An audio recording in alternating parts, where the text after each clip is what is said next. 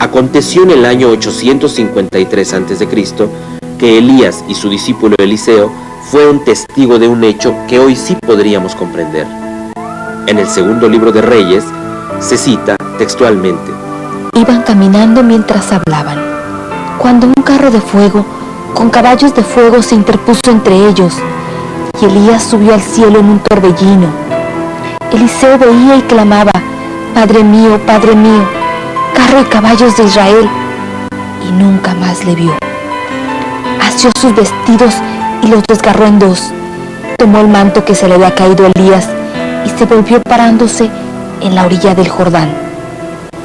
To take a physical body up, you need a physical instrument. Sin duda ese carro de fuego tenía que ser algo compacto, material, capaz de volar y penetrar al profeta. Pero algo extraño, se le había caído el manto a Elías. Si él hubiera entrado tranquilamente al carro, lo más probable es que no hubiese perdido el manto, pero su ingreso o arrastre fue tan rápido y brusco que dicha pieza cayó a la tierra. La interpretación que nos da la Iglesia fue que se trató de un transporte estático, pero lo que no nos dice es que nunca regresó de su éxtasis, ni mucho menos su cuerpo físico. Elías, como sabemos, no es el único caso de una persona que subió al cielo en un carro de fuego. También el patriarca Enoc, el séptimo desde Adán, fue arrebatado a los cielos sin que se haya vuelto a saber de él. En el capítulo 70 de Enoc se lee textualmente: y fue elevado sobre el carro de viento al cielo, y Enoc desapareció de entre ellos. El doctor John Mack, psicólogo y psiquiatra, catedrático de la Universidad de Harvard, universidad más prestigiosa de los Estados Unidos, también es un médico destacado del Hospital de Cambridge, en Massachusetts. John Mack es una persona que ha ganado el codiciado premio Pulitzer y que detecta enseguida los fraudes, la mentira o las fantasías de los sujetos a los cuales analiza. A principios de los años 90, Mack se reunió con centenares de personas de diversas religiones de los Estados Unidos que afirmaban haber sido abducidas por los extraterrestres. Mack nos dice: los abducidos dicen la verdad, los extraterrestres existen. No se trata de alucinaciones psicológicas ni de fantasías para la satisfacción de los deseos. Según el erudito de Harvard, estas personas fueron abducidas por los extraterrestres de las que no se han aislado. En el libro de Isaías se nos cuenta que vienen de lejanas tierras, desde las profundidades de los cielos, Yahvé y los instrumentos de su ira para amonestar al hombre. ¡Qué casualidad! Que la tercera parte del secreto de Fátima, no difundido hasta hoy oficialmente por la Iglesia, también nos dice que a mitad del siglo XX, seres desde las profundidades del cosmos vendrán en el nombre de Dios. ¿Quiénes son esos seres? ¿Y dónde se encuentran las profundidades del cosmos?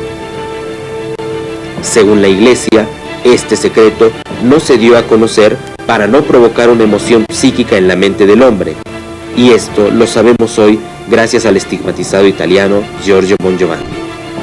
Isaías, que dices en el capítulo 60.8, ¿quién son aquellos que vienen aquí y que vuelan como palomas y regresan a sus hogares? El libro de la visión de Ezequiel es uno de los que más ha incomodado a la Iglesia en cuanto a su interpretación. En el año 593 a.C., el joven sacerdote Ezequiel tuvo su primera visión. En el capítulo 1 se relata que Ezequiel, desde el norte del cielo, vio venir una gran nube luminosa. En la nube había fuego ardiente. El sonido era estruendoso y vio descender el objeto. Después de unos minutos, Ezequiel escucha una extraña voz en su idioma que le dice: no tengas miedo, ser humano. Levántate que voy a hablarte. Qué curioso, si hubiese sido el Dios Todopoderoso, ¿por qué no lo llamó por su nombre? Entre Ezequiel y ser humano, evidentemente hay una gran diferencia. Vio una nube muy grande y luminosa, el resplandor de Dios. Encima, algo como un diamante, y dentro del diamante, un trono, y erguida sobre él una figura semejante a un hombre. Y debajo de esto había 4 criaturas, con sus 4 alas cada una, y cuando se movían las alas, era como un ruido semejante a un río caudaloso y fuerte. Debajo 4 ruedas, como si una rueda estuviera en medio de otra rueda. Debajo de las ruedas, las piernas eran rectas como bronce pulido, y los pies semejantes a los de un buey. El austríaco radicado en los Estados Unidos, Joseph Blumrich, ingeniero y jefe de la Oficina Técnica de Construcción de Proyectos de la NASA, y autor de numerosos estudios técnicos sobre naves espaciales, goza en consecuencia de una gran credibilidad dentro de los Estados Unidos. Blumrich llegó a leer literalmente, palabra por palabra, esta visión divina de Ezequiel, tratando de interpretar técnicamente cada detalle y tratando de saber si la historia de Ezequiel era real. Él quería saber cómo era el objeto que habría visto Ezequiel. El resultado de su estudio arroja que se trataba de un módulo de aterrizaje procedente de una nave madre. Encima podemos ver algo como un diamante, y dentro del diamante un asiento en forma de trono, y por supuesto, erguida sobre él la figura de un hombre sentado. Debajo de este había 4 criaturas con sus 4 alas respectivamente, pero en realidad se trata de hélices de helicópteros. Pero en esa época no existía el helicóptero ni tenían idea de lo que esto era. Y se dice que estas criaturas tenían vida, porque se movían, y cuando se movían hacían un ruido semejante al de un río caudaloso. Y debajo las 4 ruedas. Si leemos en el capítulo 40, Ezequiel es llevado en este objeto a una montaña muy, muy alta. Y dice Ezequiel: miré abajo y vi algo parecido a una ciudad, y en el centro algo parecido a un templo, y la gloria de Dios entró directa al templo. En la práctica, el templo no tenía un techo, de otro modo el objeto no podría entrar. Y aquí, un varón cuyo aspecto era de bronce, y tenía en la mano un instrumento de medida, para medir el templo desde todo ángulo, altura, ancho, puertas, ventanas, escalones, sin dejar nada al margen.